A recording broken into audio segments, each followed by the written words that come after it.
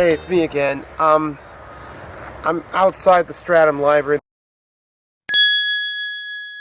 And the reason why is because I'm doing my next episode on extinct animals. The most famous of all extinct animals, of course, dinosaurs. The reason why is because this year is the 30th anniversary of Jurassic Park. So this is in honor of that. This is the episode I've been waiting for. I've loved dinosaurs ever since I was a little kid.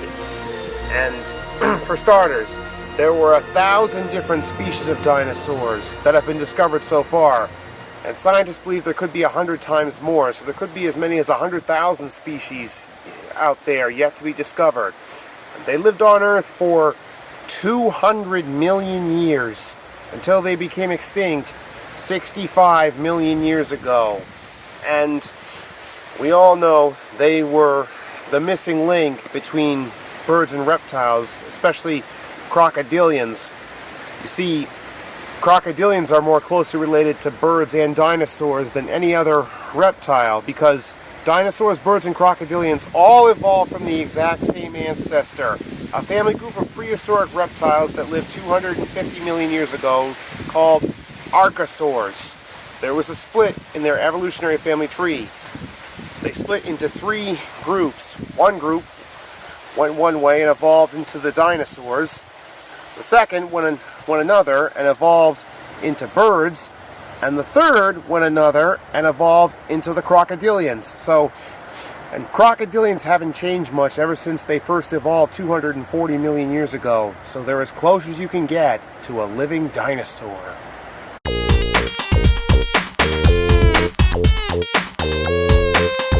There's another hybrid dinosaur that's in the Jurassic Park franchise, but never appeared in any of the films. But it did appear in the video game Jurassic World Evolution. Stegoceratops. It was part Triceratops, part Stegosaurus, part beetle, part snake, and part owl. Now, what's interesting is, in the stories of Tarzan, there's a dinosaur-like creature called the griff, and it resembles the Stegoceratops. The griff resembles a Triceratops and has the dorsal plates and spiked tail of a Stegosaurus and the teeth of a T-Rex. Could the Stegoceratops have been inspired by the griff?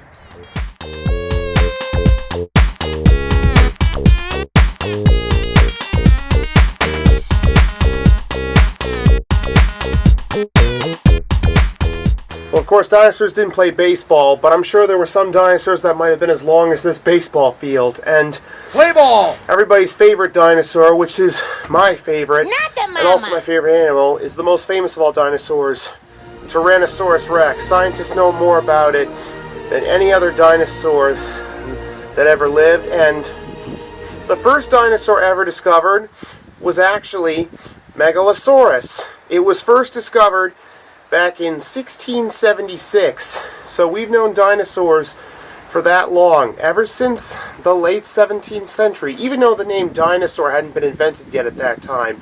So that means by the time the year 2026 comes, it will be the 350th anniversary of the discovery of dinosaurs.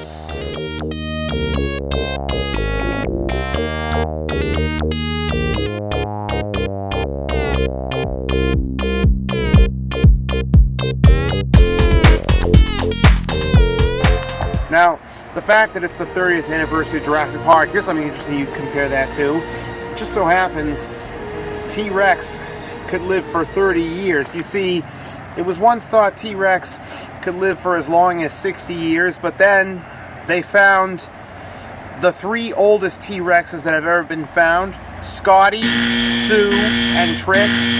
They were all each 30 years old when they died, proving that T-Rex could only live for just 30 years, half as long as previously thought. But here's something else interesting. T-Rex took 20 years to grow up, just like a human, but that's 2/3 of its life. It had a pretty short lifespan for such a large animal, and it grew pretty slowly for an animal that had such a short lifespan. And now Scotty, Sue, and Trix. Scotty was the largest and heaviest T-Rex ever found. Sue was the second largest and second heaviest, and Trix was the third largest and third heaviest, and they were all females. So of the 24 T-Rex specimens that have ever been found, only 3 made it to 30 years old: Scotty, Sue, and Trix.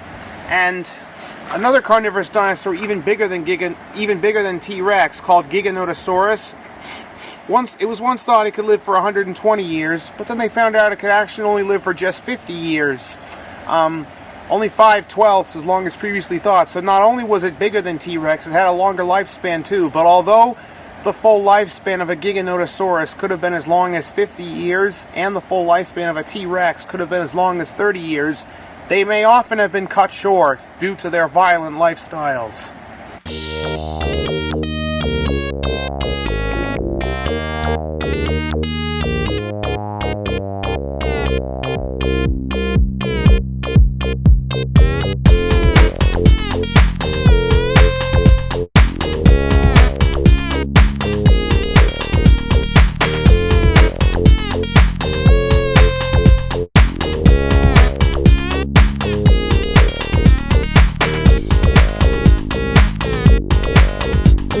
Now, Tyrannosaurus Rex is everybody's favorite dinosaur. It's the most famous of all dinosaurs, and it's certainly my favorite animal. We know more about T-Rex than any other dinosaur. For instance, it was 50 feet long, 25 feet tall, weighed 20.4 tons, and another thing, it had the strongest bite force of any animal that ever lived, 220 tons per square inch, and it actually had proportionately the longest legs of any animal that ever lived in proportion to its body size. It's dubbed King of the Dinosaurs. It's the dinosaur equivalent of a lion. There are only 3 carnivorous dinosaurs that we know of that ever got bigger than T-Rex: Spinosaurus, Carcharodontosaurus, and Giganotosaurus. So T-Rex is at number 4, Giganotosaurus is at number 3, Carcharodontosaurus is at number 2, and Spinosaurus is at number 1. Spinosaurus is the largest carnivorous land animal that's ever lived. 62 feet long, 27 feet tall, weighing 23 tons, and with a sail on its back, 8+ feet long and 8+ feet tall. You see, its sail, I would imagine its sail is probably as long as it is tall. So if the sail is 8+ feet long, it would be 8+ feet tall as well. The sizes of all the dinosaurs that are in this episode, they're the largest sizes ever recorded. Like, for example, the size of the Spinosaurus and T-Rex I just said, that's as big as they get.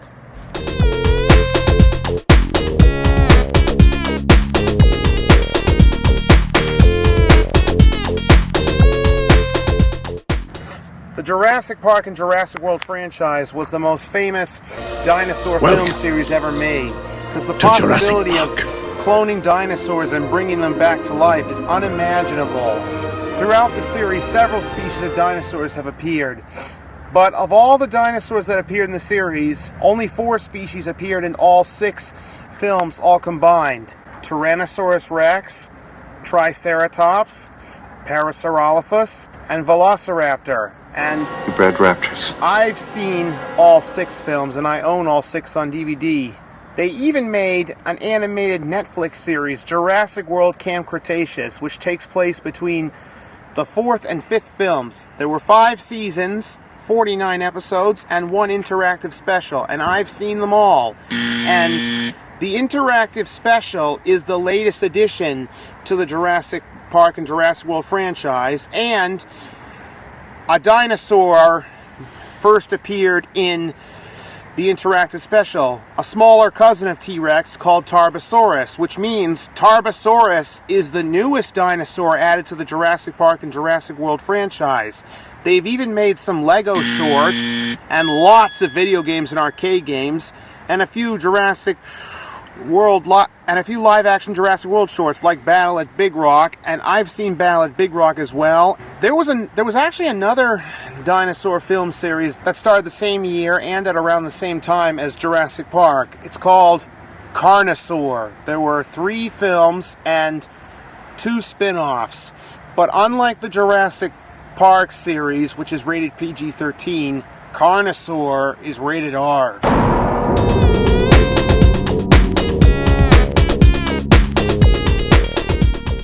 Now, what's interesting is when the first Jurassic Park film came out back in 1993, I was only 9 months old. But now look at me on the 30th anniversary, 31 years old now.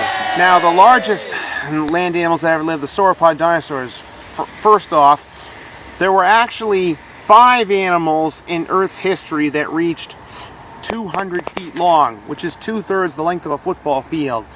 3 of them were sauropod dinosaurs: Amphicoelius, Seismosaurus, and Diplodocus.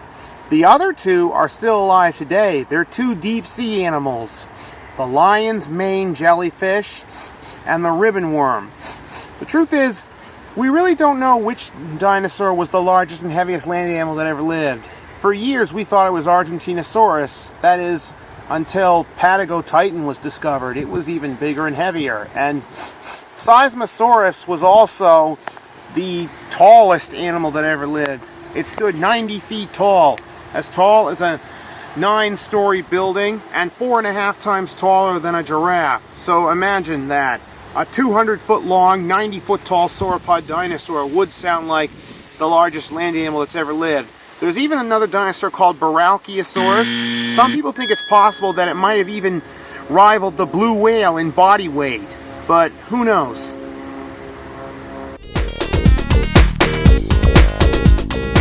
Now, in the Jurassic Park series, they were cloning dinosaurs by getting dinosaur DNA from fossilized mosquitoes that were in amber. In real life, though, we can't do that, but we can probably create them from modern-day birds, like change the DNA in their embryos inside their eggs. It's like reversing evolution. Basically, you want to create a dinosaur from a cassowary. To change the DNA a bit, all you have to do is give it a long tail, give it 3-fingered hands, and give it teeth. You got a dinosaur. And if you wanted to create one from an emu, too, you could call it an emuosaurus. And look, I don't think the question is, can we clone dinosaurs? Because we probably can. I think the question is rather, should we clone dinosaurs? Because you heard what Jeff Goldblum said in Jurassic Park.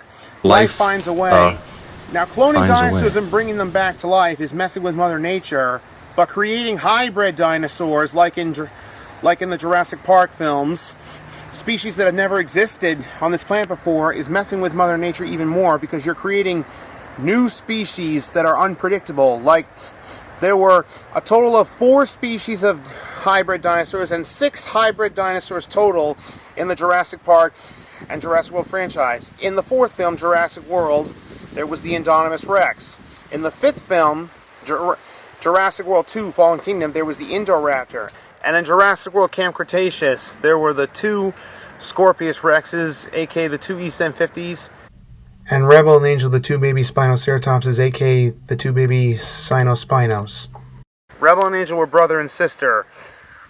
Rebel was a male and Angel was a female, so Rebel and Angel were twins. Now, should we create hybrid dinosaurs too? And could it even be possible to create a hybrid dinosaur that resembles a dragon?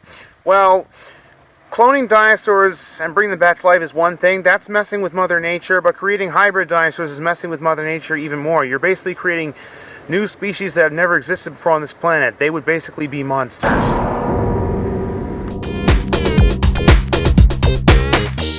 In Jurassic World 3 Dominion, there were also these giant mutant locusts and giant mutant lampreys. At first, I thought they were prehistoric locusts and prehistoric lampreys, because I thought the locusts were from 300 million years ago, but they were actually modern-day locusts and modern-day lampreys injected with dinosaur DNA. They were mutants, but 300 million years ago, there really were giant bugs, because the oxygen levels back then were much higher. Today, the oxygen levels are 21%, but from the Carboniferous period, 310 million years ago, to the Jurassic period, 150 million years ago, the oxygen levels were as high as 35%. It lasted that long for 160 million years. With more oxygen, that allowed the bugs to grow much bigger, because they breathed in more oxygen through their spiracles on their bodies, which made them grow much bigger. One of the first dinosaur movies ever made was the 1925 version of The Lost World, which means the 100th anniversary is in 2 years. And of course, there was the 1933 King Kong, and all the other King Kong films had dinosaurs in them. And T-Rex has starred in more movies than any other dinosaur, and I think the most recent dinosaur movie that ever came out so far was the movie 65, which takes place 65 million years ago, and a lot of people show in the movies T-Rex being an invincible, but in the 1933 King Kong, Tyrannosaurus Rex met its match. There was another dinosaur movie that had a similar story to King Kong, The Valley of Gwangi from 1969. What happens in the film was these cowboys caught a Tyrannosaurus Rex named Gwangi in a lost valley. They brought him back to the town. He escaped and went on a rampage, so they had to put him down, just like with the story of King Kong. Perhaps maybe in the next 100 years we could clone a dinosaur, and some scientists even think in the next 20 years we could even clone a mammoth.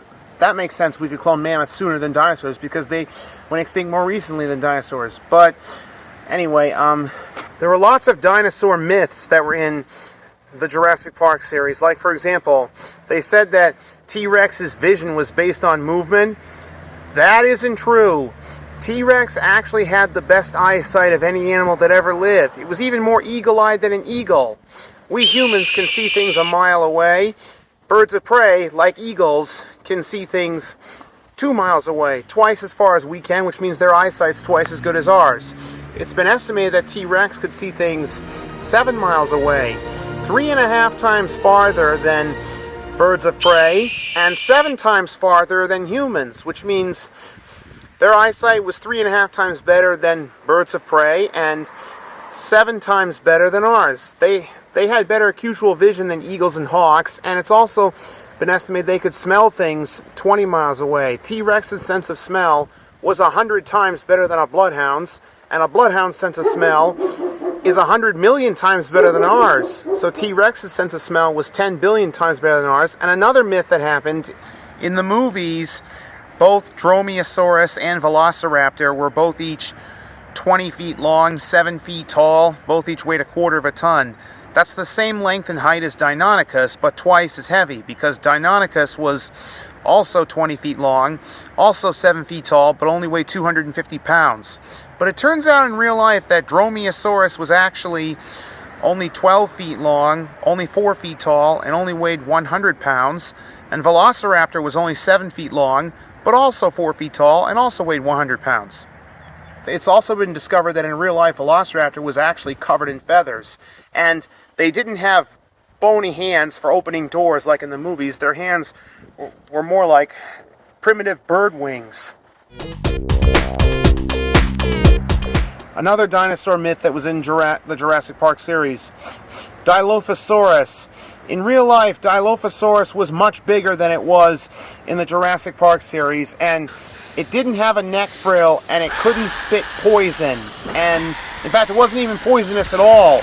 And of all the animals that appear in the Jurassic Park series, the most primitive prehistoric animal to ever appear in the series was Dimetrodon, a mammal-like reptile that lived 300 million years ago, long before the dinosaurs evolved.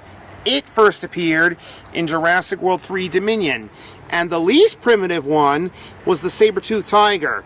It first appeared in Jurassic World Camp Cretaceous, and it lived from 5 million years ago to just 10,000 years ago in the year 8000 BC. So it lived on Earth for almost 5 million years. So basically, the Jurassic Park series, they were cloning prehistoric animals from as far back as 300 million years ago to as recently as 10,000 years ago. Thanks again for watching. See you next time on Ben's Wild Adventure.